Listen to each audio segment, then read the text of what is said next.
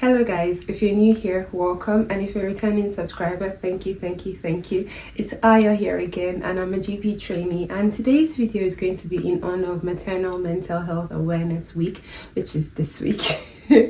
And I'm going to be lending my voice, which is my strength, towards speaking more about cesarean section awareness and sort of educating people about how to be cautious when communicating with people who have recently had a cesarean section. And I hope this video helps. If you're interested, let's hop right to it.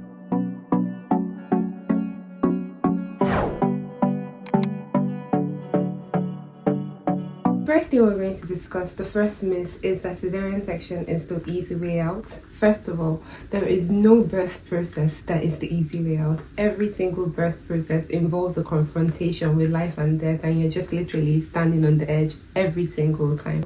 And I think this is something that's commonly said across various cultures, particularly where I'm coming from. I feel like a lot of people have that kind of like indoctrination that cesarean section is literally you giving up, cesarean section is the easy way out, but that's not necessarily always the case. In fact, that's never the case. Cesarean section is a grueling process that involves the surgeons going through layers of your tissue to finally get to your womb and deliver your baby, and then repairing it all the way out. At any point in this process, there could be multiple complications, from bleeding to infections to clots forming, and even in the recovery process there could be multiple complications as well. And these complications are not necessarily should I say just related to the birth process. Some of them are unique to cesarean sections. So when you tell someone who's probably had like an emergency cesarean section or an elective cesarean section due to a medical reason that, oh, they went for the easy route, you're just been a bit lazy, it invalidates all that they have been through. Some of them are still mourning the birth plan that they had in their head. I know for me this was the case. I honestly couldn't wrap my head around why it didn't happen the way I wanted it to happen. I felt like I did everything I was supposed to do. I bought the balloon, I did all the non-medical induction methods for raspberry tea to trying out castor oil to trying out dates. I did everything, pineapples, I did everything I could just to get into that natural flow, but I felt like my body was betraying me at that moment, haven't gotten to the very end. So imagine having all those heavy feelings and then someone coming to meet you and be like, you just chose the easy way out, you weren't like strong enough to persevere. And it's just like, wow, you really don't know what I've been through. But rather than even feel that way at that point, I kind of find myself giving into those thoughts like that communicated to me. I'm like, did I actually just give up too early? Was I actually just waiting for them to hand me the easy way out and things like that? So it's really important that you're very cautious of what you say to people when they've had a new birth or even when they've had a cesarean section like I've highlighted here. So the second myth is that you didn't really give birth. So people hear that someone had a cesarean section and like, oh, she didn't even really give birth. And I find that that's quite common. I really don't get why. When I was in school, there's this definition that we had for labor, and the ending caveat, which was the most important caveat, was that a healthy baby has been given birth to a healthy mother. And I feel like that's the entire concept of delivery, that you have a healthy baby and a healthy mother at the end of the day. So whichever means is actually used to obtain this end product for you, I feel like it's something that you should be grateful for. I feel like it's something that you should be happy about. You should be able to express it openly without feeling any fear of condemnation, because I noticed that what happens now is that people don't say they've had a cesarean section. They allow you assume they had a vaginal delivery, and what that does for them is that, apart from invalidating their own experiences, it kind of prevents them from voicing out when they need support. So you might need a bit more support than someone who maybe had a vaginal delivery that was very uncomplicated and is up and about. You might need people to be a bit more accommodating of you at that time, but because you don't want people to know that you've had a cesarean section delivery, because you feel that you'll be treated differently, or you feel like some of these comments will be sent your way and you're not ready for that emotional stress, you kind of keep it all to yourself. You don't talk about the fact that you're feeling like very low because you were not able to have that vaginal delivery that you were hoping for and things like that. So I feel like this is the climate impact that some of these myths create for people who have gone through this process. Okay. So the third myth is that you must have done something wrong to require cesarean section, and that is so not true. Most of the time when you require cesarean section, either as an emergency or as a scheduled section, it actually is because of a medical indication. So if for a scheduled cesarean section, for example, it could be because the baby is too big or the baby is in an unusual position that will make it difficult for a vaginal delivery. And for an emergency cesarean section, it could actually be because the baby seemingly is in distress from the monitoring that they are doing on the CTG, or it could be because maybe the path of babies coming out is just not looking possible for baby. So like the passage, the birth canal, maybe baby is too big for the birth canal, or baby is trapped in an abnormal like presentation or abnormal position at that point to allow for an effective vaginal delivery, and that's why they're advising you to actually go for a cesarean section.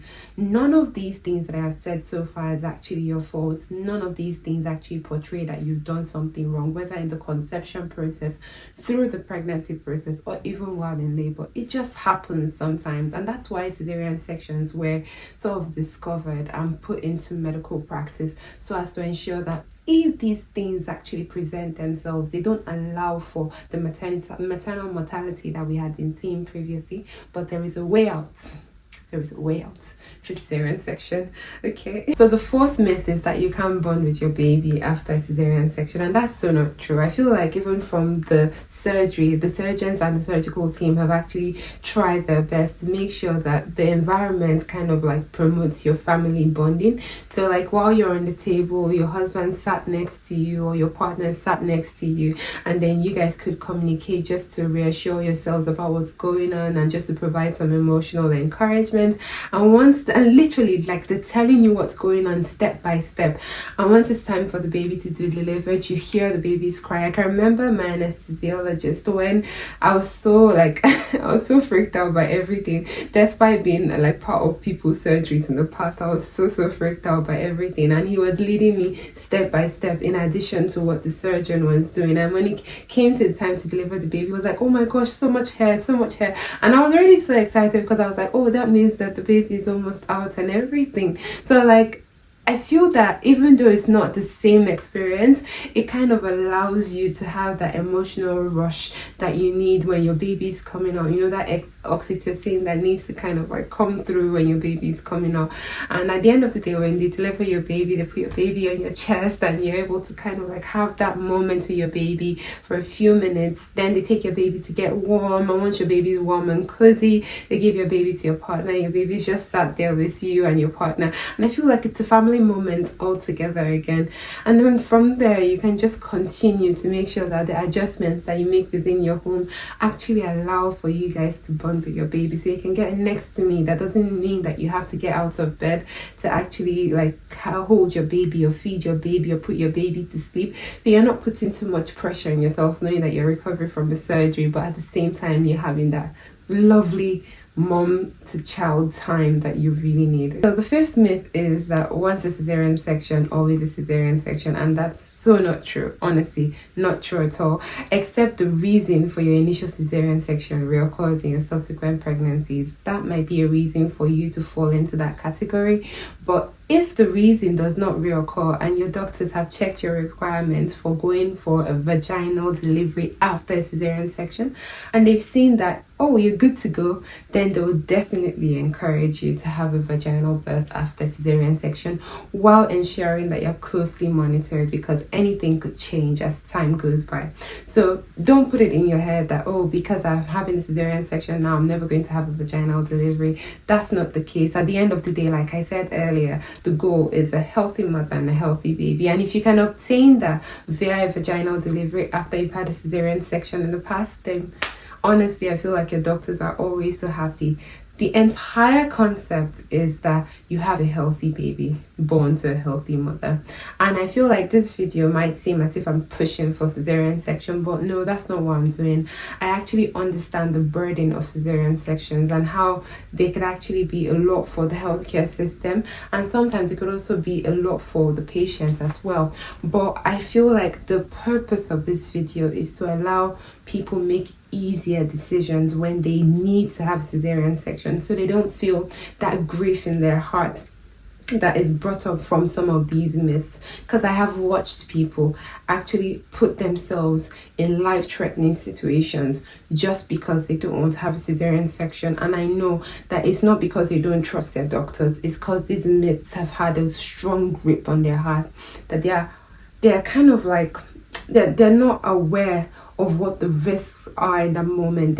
They're not able to kind of like weigh it against this myth in that moment because of all that's going on. But if you kind of take it on board that these things are myths right now, I feel like if you're ever in that situation, it will help you to make a good decision, like a great decision for yourself and for your baby, if you were to ever come, or even if you were maybe close to someone who's in a similar situation and having that kind of dilemma, making that decision, you could always paint perspective, put things in perspective for them, and they could find it easier to make a decision. Because at the end of the day, we're looking for lower maternal mortality rates and even infant mortality rates as well.